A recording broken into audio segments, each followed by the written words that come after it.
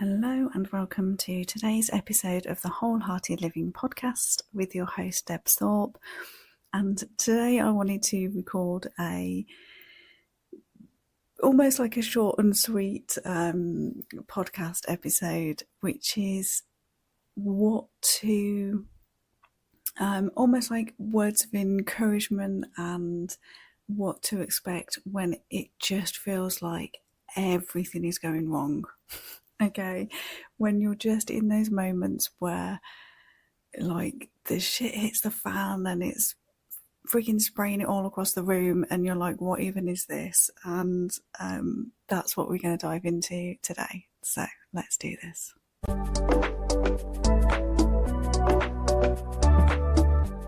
So one thing that I became very, very aware of when way back when I first started counselling really is that most people who have encountered some form of trauma when they were younger, it's almost like their inner child within them is so dominant in wanting to be saved or rescued, or to believe that there is almost like this magical place where everything is always going to be okay, and there's going to be no pain and no hurt, and that this is somehow attainable. Okay, and this then manifests in lots and lots of different sorts of behaviours as adults. Very often times then that one of the trauma responses will be fawning, so it's like people pleasing on steroids, right? So for most people they won't even realise they're doing it, to be fair. So that can be one of the many different responses. And I say that because when we think about a child and they are very vulnerable and they need protecting, and they, one of the sole jobs as parents is to provide them with unconditional love and an environment that teaches them that they're always going to be loved and they're safe. And once they've developed this strong foundation within the child and the environment, the child then can go on and it can cope with change in the environment, or it can cope with struggles and disappointments, because it has this fundamental basis of but I'm loved and I'm safe and I'm okay. But when that isn't there, that inner child within us is always seeking that. And I noticed this a lot when I first started counselling, is the sheer desperation and desire of so many adults to access that. Okay, and they will look to people and places and different things to give them that sense of security or unconditional love or safety, because it's their inner child that is wanting that. And of course, as children, we can only look to the adults around us for that.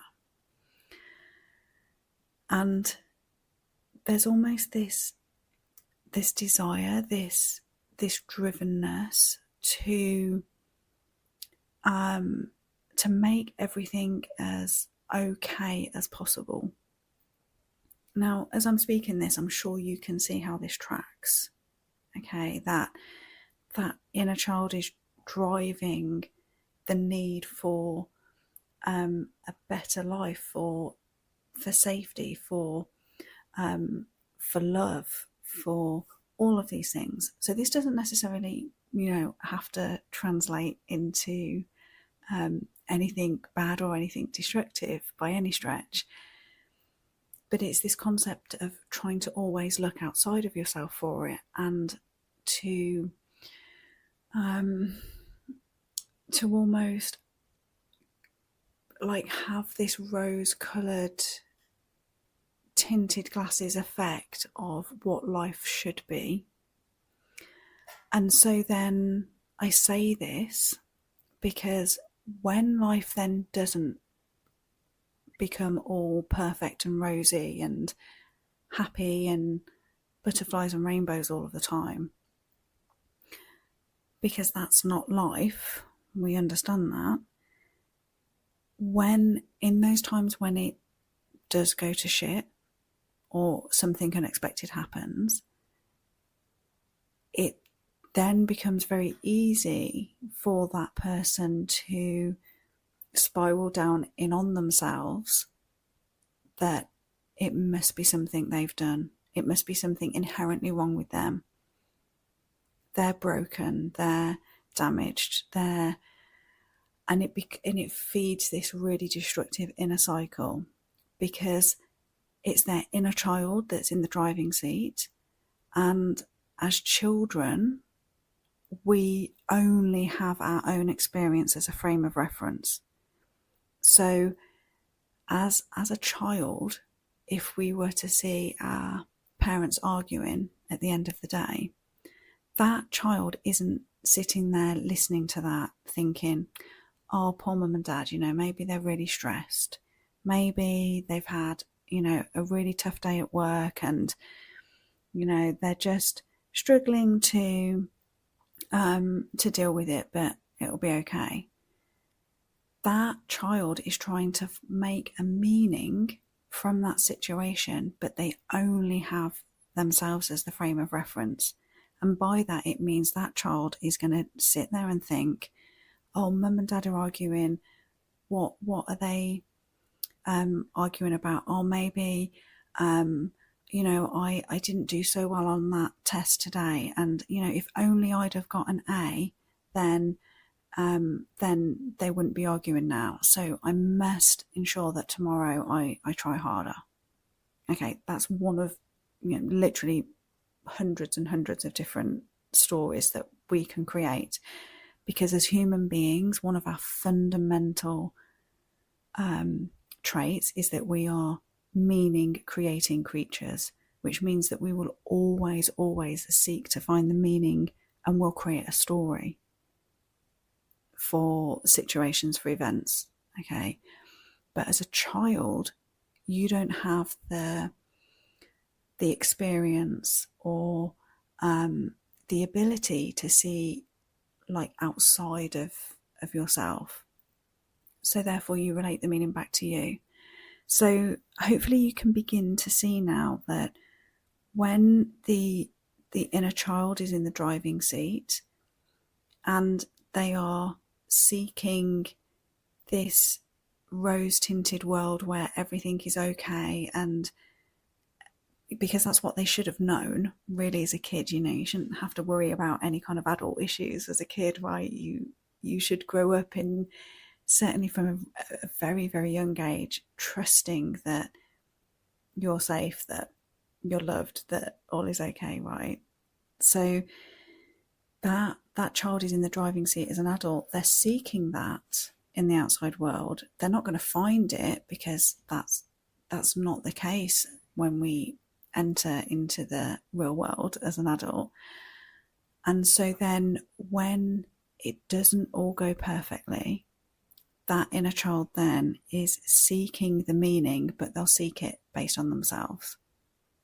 Oh, it's because I'm not good enough. Oh, it's because I said that thing or I did that thing and that caused that. And okay, so that's one important concept I wanted to introduce you to, because it's quite, once we know this, it's quite easy to then spot it within ourselves. I am so connected to my inner child now. I know the second she is in the driving seat. And sometimes it's really fun and playful, and I might be really tired at the end of the day, and little toddler Debbie comes out that can't even string a sentence together, but also doesn't want to go to bed, and all of that stuff. So I can very much play with it now. But there is that recognition that I almost invite you to check in with yourself in, is that when something unexpected happens in life, when it all starts going to shit, when it's not working out the way that you thought, what's your where's your mind going to? Is it becoming very self-deprecating? Is it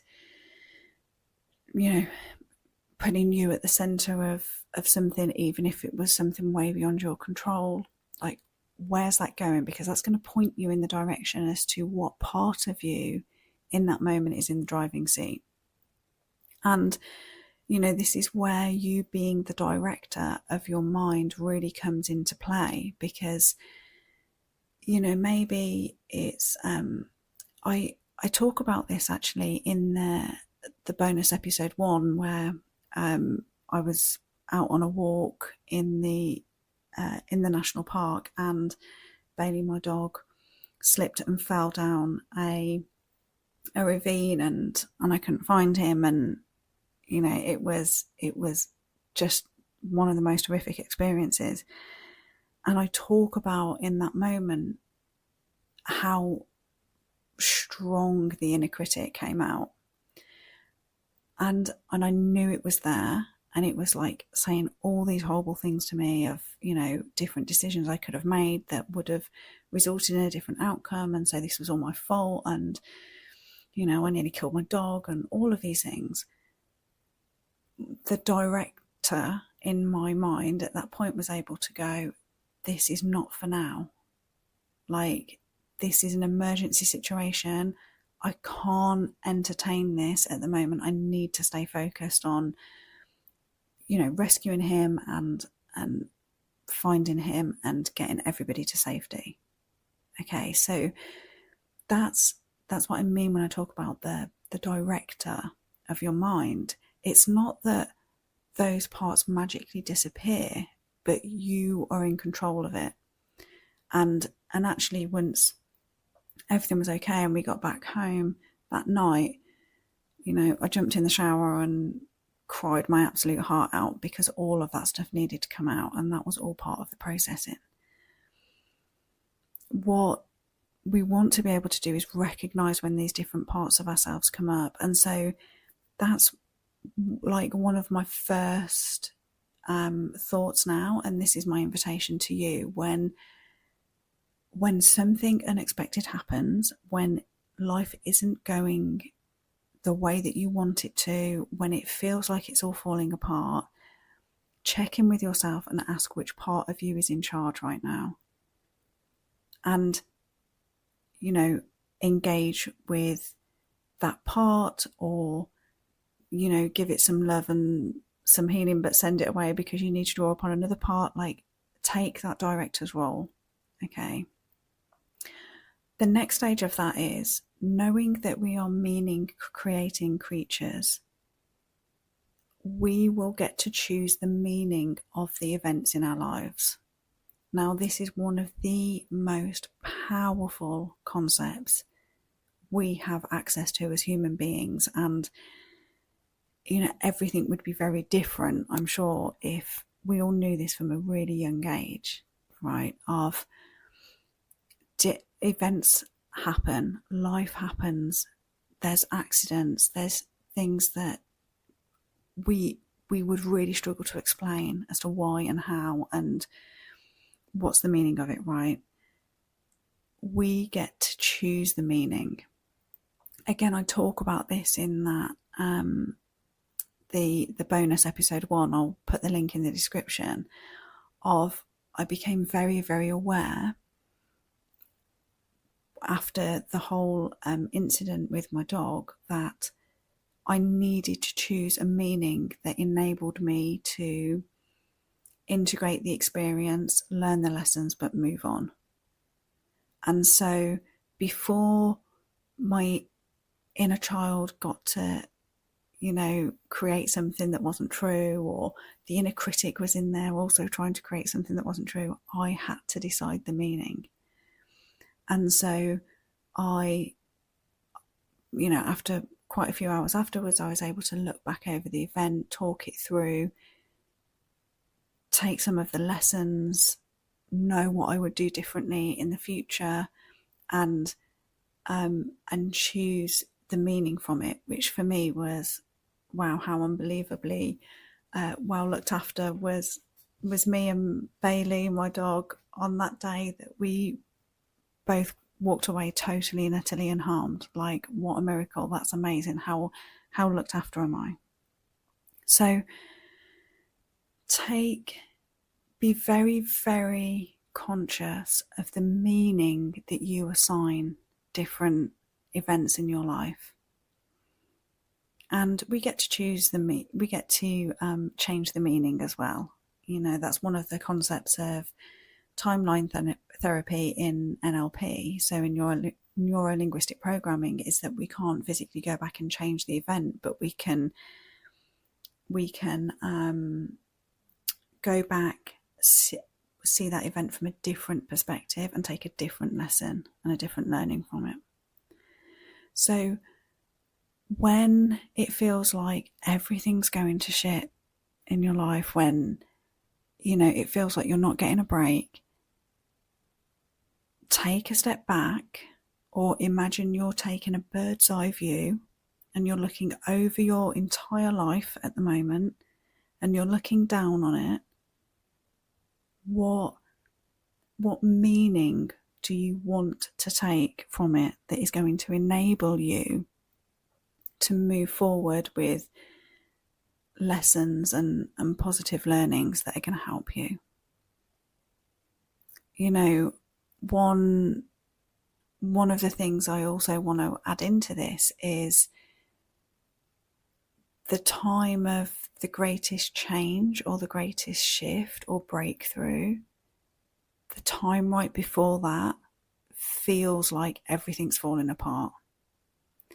And I've gone through this cycle so many times now that it doesn't make it any nicer to be going through it, as everything that you currently know, it falls away or changes or whatever's going on with it.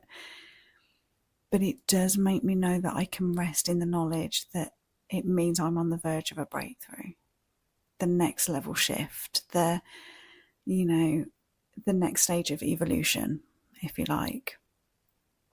And it's at times like this that I often think about the caterpillar going into its chrysalis, emerging into the butterfly. And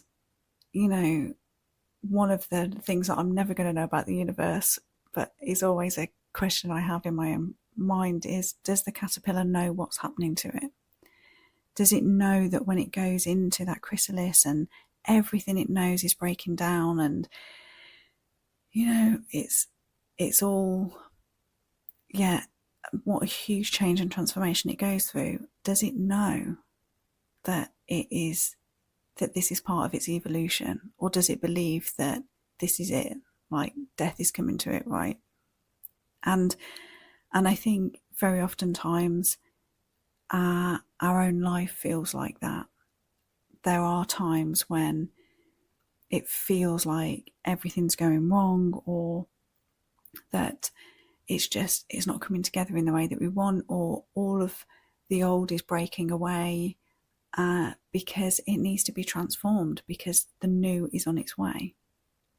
So that's also something that I invite you to consider, is that if you have been on this journey for a while, if you have been delving into some of your inner world and awakening up to who you truly are, you're wanting that life of more authenticity and freedom and connection, and you're actively flooding your system with things that inspire you for that, it makes sense that there may very well be a point in your life where what no longer serves you, with what no longer is aligned for you, is going to break away. And that's going to feel, to your very human self, like it's going to be really unnerving. And so during this time, it's more important than ever to stay connected to your higher self, to your intuition, to that part of you that sees the bigger picture, that holds that bird's eye perspective, that can see the greater purpose in all of this. Stay connected to that part of you, because that will be the one that guides you through, because your human self will freak out, as is the case with any change. And it's at times like this when you really want to be paying attention to that inner world and seeing, is there a particular action that or part of you that wants to be alchemized, right? Maybe there's a habit or something that needs to transform within yourself. And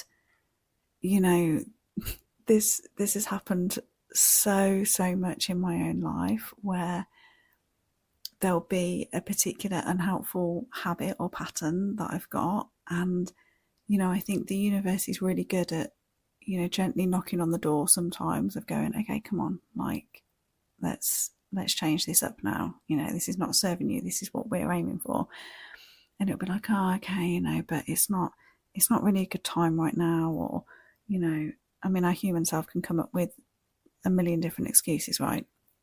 So then it's like, a louder knock comes, and it's like, okay, I hear you, but next month is going to be the time. And then I think the universe comes with a bulldozer sometimes and goes, okay, now you're going to listen. And so, like, be very diligent at listening to your own internal world, and being honest with the evaluation of what's going on as well. Is everything going to shit a reflection of something that needs to change and shift in your own internal world, right? If you could sit down with yourself and have an honest conversation with your different parts of you, you imagine that you're all around the campfire and you're able to have a conversation with all the parts of you. Is there something you're resisting or avoiding? Is there some way that you can be helped to navigate this a little bit better? So I also think that's part of this process as well, of what, we're not always going to know the lessons or the meaning in something until we've gone through it and we've got that different perspective. We're on the other side of it, but we absolutely can keep connected to the different parts of ourselves and have honest conversations about parts that we might be avoiding, or let's face it, there's some parts of us that we don't necessarily want to change or give up or transform because they're comfortable and known and safe. And so that what's required of us to shift into that next evolution is, we might be avoiding and resisting it, but if we were to step into it, would it make all of this a little bit better? So hopefully that's given you some good pointers of how to navigate this time, and also understanding that this is life. I think one of the probably the most destructive parts that came from the positive psychology movement was that we can somehow always access this happy, positive mindset even when we're going through some really, really challenging times. And we're human, right? This is the wholehearted life, where we are embracing all of the spectrum of emotions. And I think there's ways that we can navigate this that makes it slightly easier, but it's totally okay to feel like you're being sideswiped by life sometimes, where you're struggling on certain days to, like your human self is struggling to deal with the sheer amount of change or the sheer amount of shit that's flying around at the moment. Like, it's okay to feel the pain or the struggle or the suffering of that, and yet still be connected to that higher self, to the knowing that there is a greater purpose in all of this, or that eventually it's gonna turn around and you're on the brink of the next breakthrough, right? You can know all of that and it still be tough in the middle of it. So I also wanted to leave you with, it's okay if you're in that tough time right now. It's okay if you're in the struggle, you're in the battleground. I'll leave the link to the podcast episode where I talk about, how to deal with that gap between where you are now and where you want to be. It feels like a battleground, and don't underestimate how much that can take from your physical self, the mental, physical, emotional energy that it can take to get through the day sometimes. So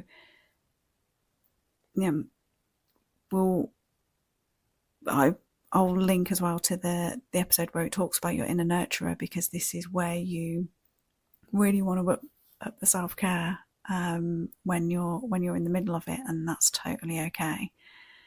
No one's asking for perfection here. That's not what this is about.